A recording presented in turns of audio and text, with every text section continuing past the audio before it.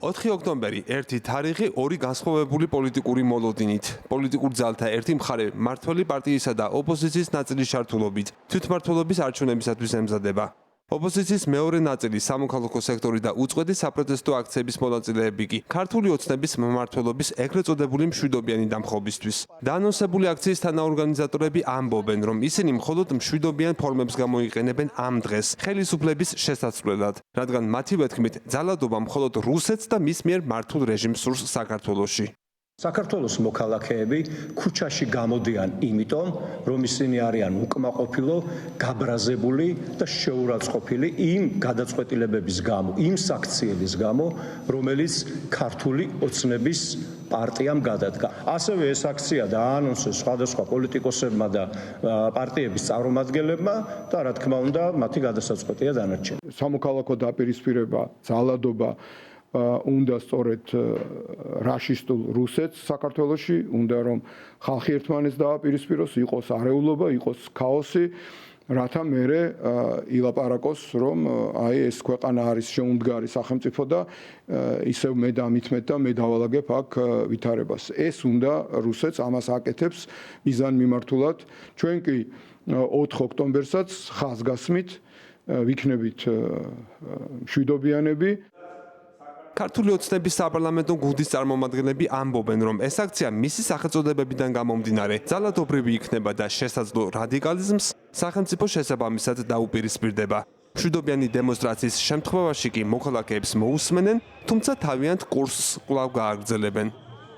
არავითარი მშვიდობიანი აქცია მათი მხრიდან არ იგეგმება. ამაზე ჩვენ ვსაუბრობთ. მათ ამის რესურსი არ აქვთ. ისინი ემზადებიან დესტაბილიზაციისათვის და ამას არც მალავენ. თავისი მოსაზრება ყველამ უნდა გამოხატოს და თავისი ნება კონსტიტუციურ ჩარჩოებში. თუ ისინი ამას არ გააკეთებენ, ამავე კონსტიტუციაში მითითებულია რა უნდა მოიმოქმედოს სახელმწიფომ თუ შეკრება მიიღო კანონსაწინააღმდეგო ხასიათი. მოვისმენთ, კი ბატონო, და ვეტყვით, რომ მოვა შემდეგი არჩევნები, თქვენი ნება გამოხატეთ კონსტიტუციურად საარჩევნო უბნებზე და თუ შეცვლით ხელისუფლებას, ჩვენ ამას დავემორჩილებით და მორჩილად წავალთ ხელისუფლებიდან. სხვა დანარჩენი ქმედებები არის არაკონსტიტუციური და კანონსაწინააღმდეგო. უნაყოფო და წარუმატებელი იქნება ნებისმიერი მცდელობა, ილუზიები თუ სურვილები რევოლუციებთან და კრიზისების მოწყობასთან და დამხობებთან დაკავშირებით. ამიტომ ჩვენ იმედი გვაქვს, რომ ეს შედეგები იგივე თუ არა უკეთესი კიდევ უკეთესი შედეგებით განმეორდება ადგილობრივ მუნიციპალურ არჩევნებზე და ამით ჩვენ გვექნება შესაძლებლობა, რომ ერთხელ და სამუდამოდ ამ ქვეყანაში დავასრულოთ რევოლუციური პოლიტიკები და პირიქით გზა გავუხსნათ საქმიან პარტიებს, რომლებიც ორიენტირებულები არიან ეროვნული ინტერესების დაცვაზე და არა ახალი რევოლუციური კერების გაჩენაზე ქვეყანაში. ოპოზიციის ის ნაწილი კი, ვინც არჩევნებში იღებს მონაწილეობას, კვლავ აცხადებს, რომ პოლიტიკური ცვლილებები მშვიდობიანად, მხოლოდ არჩევნების გზით არის შესაძლებელი. მათივე თქმით, ისინი ემიჯნებიან დაანონსებულ საპროტესტო აქციას და ყოველგვარ რადიკალიზმს. ჩვენ 4 ოქტომბერს არ ვიქნებით წარმოდგენილი ამ აქციაზე. ჩვენთვის 4 ოქტომბერი ეს არის ცვლილების დაწყება თვითმმართველობის რიგებიდან და ეს არის მშვიდობიანი ფორმით ბრძოლა და ეს არის რა თქმა უნდა არჩევნები. აქედან გამომდინარე ყველა უნდა მივიდეს არჩევნებზე.